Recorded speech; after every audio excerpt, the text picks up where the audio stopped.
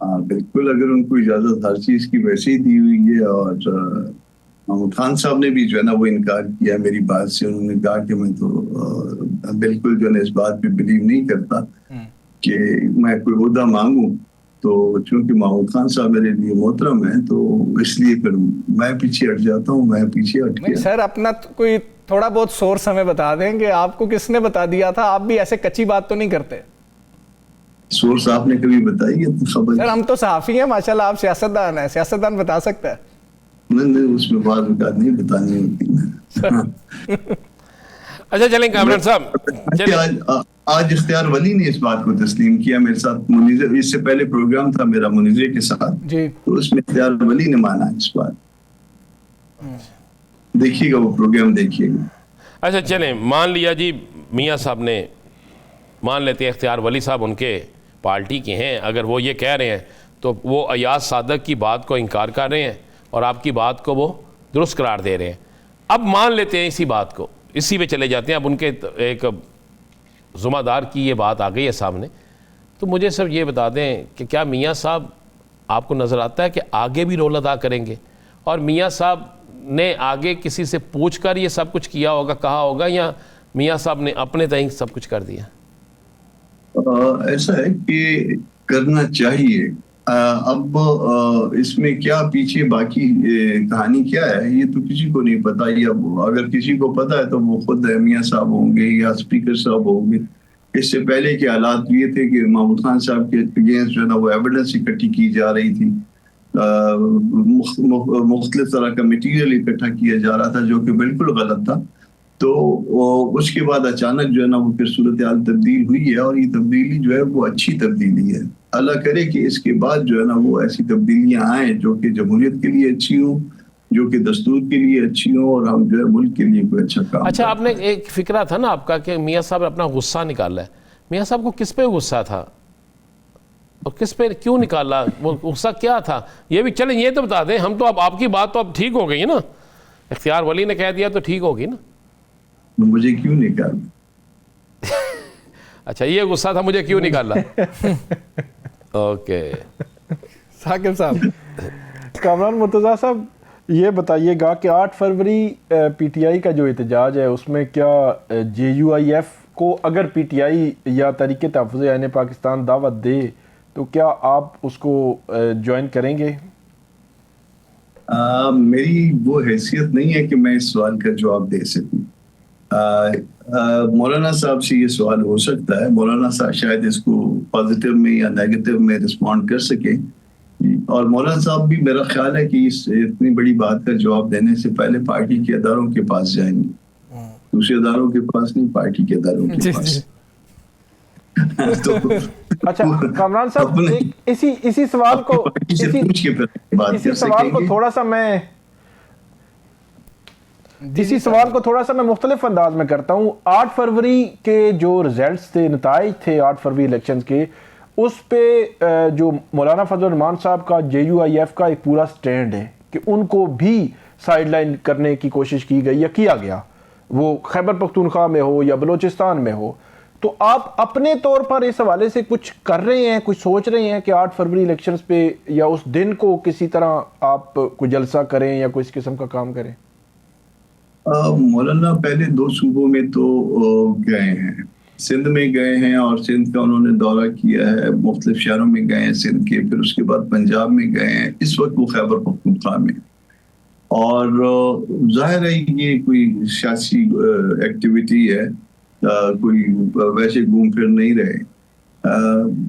چاہت تو ہوگی ان کی کہ کچھ کریں، مگر اس وقت موسم جو ہے میرا خیال ہے ایک تو موسم آڑے آ رہا ہے، پھر آگے رمضان بھی ہے، عید بھی ہے، تو یہ میرا خیال 2-3 چیزیں جو ہے نا وہ شاید وہ یا پارٹی سوچ رہی ہو کہ اس وقت جو ہے نا کوئی ایکٹیویٹی، بڑی ایکٹیویٹی کرنے کا کوئی فائدہ ہوگا یا نقصان ہو جائے گا. فیصلہ چند دن میں. مولانا صاحب اب بھی خیبر پختونخوا میں آج آنا تھا، پھر نہیں آ پائے، شاید کل آ جائیں. تو آ جاتے ہیں تو پھر ان سے انسٹرکشنز لے کے پھر بتائیں گے آپ کو کہ کیا کرنا ہے آگے. 8 فروری کو کچھ کرنا ہے، ہم نے اپنے طور پہ کرنا ہے، مگر میرا خیال ہے کہ ہم جوائنٹلی نہیں کریں. سر بڑا اچھا ہے, پی ٹی آئی سندھ اور پنجاب بند کرنا چاہتی ہے, آپ کو کے پی کے نتائج پہ اعتراض ہے, آپ کے پی بند کر دیں, روکیں گے بھی نہیں وہ؟ ویسے دیکھیں پی ٹی آئی جو ہے وہ کتنا جو ہے نا ایک عجیب سا جو ہے نا وہ سوال اٹھاتی ہے. وہ کہتی ہے کہ باقی سارے الیکشن غلط ہوئے ہیں اور وہاں پہ سب ریگ ہوا ہے اور صرف جو نا کے پی کے میں نہیں ہو سکا. تو کیا وہ جو طاقتور تھے وہ اتنے کمزور ہو گئے خیبر پختونخوا میں آ کے وہاں کچھ نہیں کر پائے؟ میرا خیال ہے یہ اسکیم کا حصہ تھا. جو کچھ بھی ہوا وہ پوری ایک جامع مکمل اسکیم بنائی گئی ہوگی. بہرحال ہم اس اسکیم میں فٹ نہیں ہو رہے. اچھا یہ تو چلے وہ آپ کا فیصلہ ہوگا. اسلم غوری صاحب نے ہم سے کہا تھا ہمارے پروگرام میں کہ موسم تھوڑا سا تبدیل ہو جائے. آج لاہور کا موسم تو تبدیل ہو گیا ہے, آج لاہور میں وہ سردی کی شدت نہیں رہی, تو موسم تو تبدیل ہو رہا ہے, اگلے مہینے تو تبدیل ہو جائے گا. انہوں نے کہا پی ٹی آئی آئے نہ آئے ہم اسلام آباد ضرور جائیں گے, یہ فیصلہ ہو چکا ہے. کیا ایسا کوئی فیصلہ ہو چکا ہے؟ وہ یقیناً جو ہے نا یہ بات مولانا صاحب نے بھی شاید کہی ہے. میں نے کہیں پہ اس کو پڑھا ہے مولانا کو, یا اس میں دیکھا ہے, میں نے کوئی کلپ ایسا دیکھا ہے کہ ہم ضرور آئیں گے. مگر میرا خیال ہے کہ موسم آپ کہہ رہے ہیں نا تبدیل ہو گئے, تو ایک چیز یہ آپ فیکٹر ذہن میں رکھیے گا کہ ہمارا ورکر جو ہے یا بلوچستان سے ہے یا خیبر پختونخوا سے جو میجارٹی ہے, اور اس کے بعد پھر وہاں موسم ٹھنڈا ہے, زیادہ ٹھنڈا ہے. اس کے ساتھ ساتھ رمضان کا معاملہ بھی ہے. پھر یہ دونوں صوبوں میں جو لوگ رمضان کو زیادہ وہ آبزرو کرتے ہیں, پھر عید ہے. تو یہ چیزیں دیکھ کے پھر ڈیبیٹ ہوگی ہمارے اندر اس بات پہ. پھر اس کے بعد جو بھی فیصلہ ہوگا وہ اس میں. اچھا کامران صاحب ایک اس پہ آج کل اسلام آباد میں یہ چیز بڑی ڈسکس ہو رہی ہے, قومی حکومت کی بات بڑی چل رہی ہے, بڑی تیز سے چل رہی ہے قومی حکومت کی بات. اس میں کوئی حقائق ہیں, آپ کو نظر آتا ہے کہ کچھ ایسا ہو سکتا ہے؟ ایک چیز تو طے ہے نا کہ یہ حکومت کچھ ڈلیور نہیں کر پا رہی, اور وہ ڈلیور نہیں کر پا رہی تو اس کی ایک ریزن, باقی اور بہت ساری ریزنز ہیں اس میں. ایک ہیوی ٹیکسیشن ہے, دوسری چیز امن امان کی صورتحال ہے, فنڈ کی لیکیج ہے, کرپشن ہے, یہ بہت ساری باتیں. مگر ایک چیز جو اس کو ایک فیکٹر ہے وہ اس لیجیٹیمیسی کا ہے. جب تک لیجیٹیمیسی اٹیچ نہ ہو کوئی آپ کے اوپر جو ہے نا اعتماد کرتا ہی نہیں.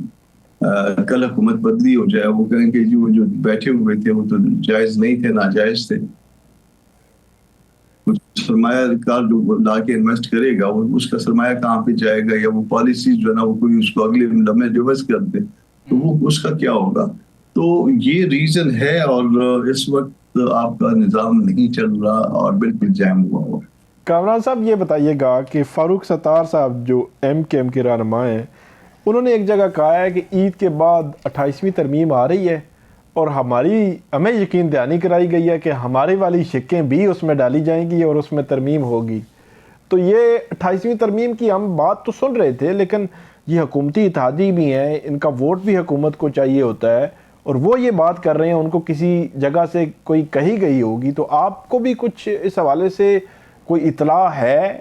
کیونکہ اس میں صوبوں کی بات بھی ہے, این ایف سی ایوارڈ کے حوالے سے بھی ہے, کچھ ایسے ایشوز بھی ہیں جس پہ پیپلز پارٹی کو کچھ اعتراضات ہیں. تو آپ کو کوئی انفارمیشن اس کے حوالے سے کوئی پہنچی ہو؟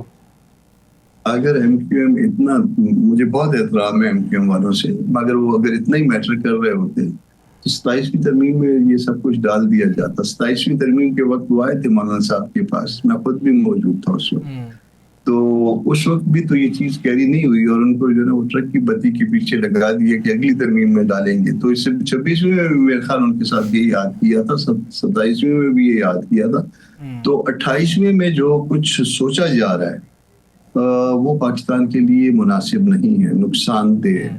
اگر آپ آرٹیکل 160 کو چھیڑتے ہیں تو آپ کے چھوٹے صوبے جہاں پہ پہلے ہی انریسٹ ہے وہ مزید خرابی پیدا ہو جائے گی. اگر آپ صوبوں کا سائز چھوٹا کرنے کی کوشش کرتے ہیں, بعض صوبوں کے ساتھ ان کے ناموں کے ساتھ لوگوں کی جذباتی اٹیچمنٹ ہے, اس کا